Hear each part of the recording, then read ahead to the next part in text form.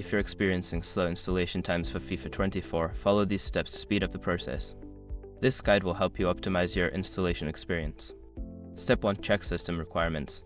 Ensure your PC meets the minimum system requirements for FIFA 24. If your hardware is below the recommended specifications, it may slow down the installation process. Step 2. Disable background applications. Close any unnecessary applications running in the background. Programs like web browsers, file sharing applications, and other games can consume system resources and slow down the installation.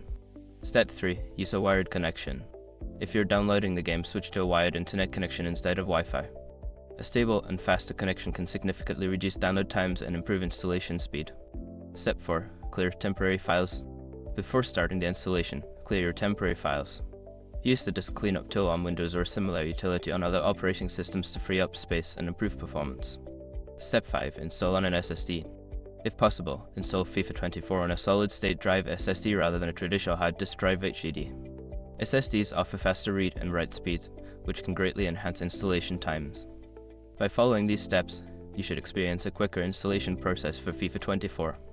Enjoy your gaming.